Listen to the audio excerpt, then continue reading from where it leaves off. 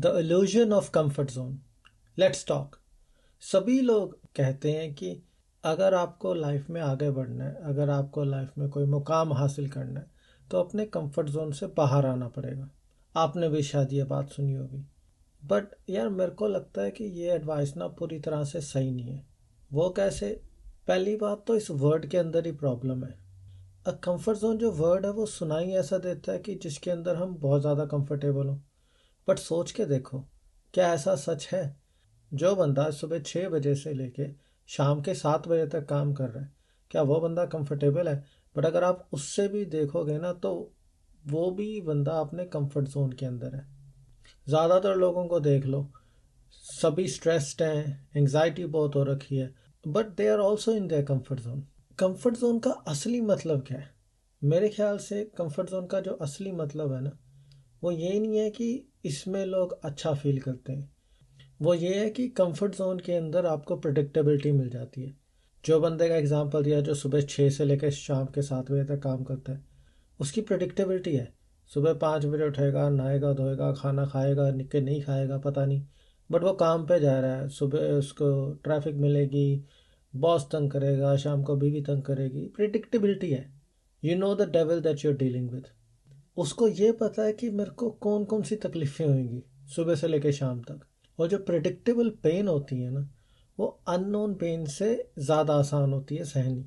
हमारा जो ब्रेन है ना, हमारा जो ह्यूमन ब्रेन है, वो सर्टेनिटी प्रेफर करता है। जिस तरह किसी रिश्तेदार का काम करना हो, आपको पता है कि आप नहीं करना चाहते, तकलीफ़ होएगी, बट फिर भी आप कर रहे हो। रीज़न पूछो, क्योंकि वहाँ पे आपको पता है कि आप उस डिस्कम्फर्ट को, उस तकलीफ़ को मैनेज कर सकते हो। अब इससे बचा कैसे जाए? जो ये थिंकिंग है कि कंफर्ट जोन से मैं निकलना चाहता हूँ बट निकल ही नहीं पा रहा हूँ, मेरे ख्याल से हमें इस चीज़ को ना रीफ्रेम करना चाहिए। हमें कंफर्ट जोन क्यों छोड़ना है? इससे बढ़िया तरीका है कि कंफर्ट जोन छोड़ने के बजाय हम उसे धीरे धीरे एक्सपैंड करें, उसे धीरे धीरे और बढ़ाएं।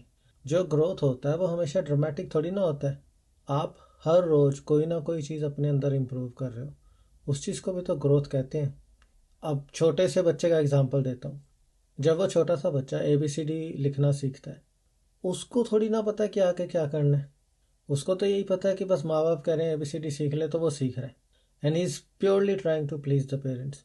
पर धीरे धीरे वो रोज़ ABCD की प्रैक्टिस करता है। उसको एक दिन वर्ड्स भी आ जाते हैं, उसको एक दिन सेंटेंसेस बनाने भी आ जाते हैं।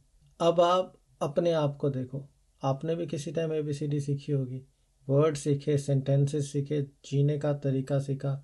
आज देखो आप कितनी आगे आ गए हो। वो आपने धीरे धीरे अपना कंफर्ट जोन ही तो बढ़ाया। जो स्टार्टिंग में मुश्किल लगता है, बट धीरे धीरे इतना आसान हो जाता है कि हम उसके बारे में सोचते ही नहीं है। जो आज का डिस्कम्फर्ट है, वो कल का आपका नॉर्मल बन जाता है। पहले हर एक चीज़ डरावनी लगती है, बट डरावनी लगते लगते ही वो चीज़ें फेमिलियर हो जाती हैं। रेपिटेशन बड़ी ज़रूरी है। एक्सपेंशन जो है रेपिटेशन से होती है। ये नहीं कि आप शेर बंदे हो तो फिर आपकी एक्सपेंशन हो जाएगी, आपका कंफर्ट जोन इंक्रीज हो जाएगा। Repetition is the mother of all skills. जैसे मेरी भी आपने स्टोरी सुनी होगी अल्कोहल वाली, कि मैंने अल्कोहल कैसे छोड़ी।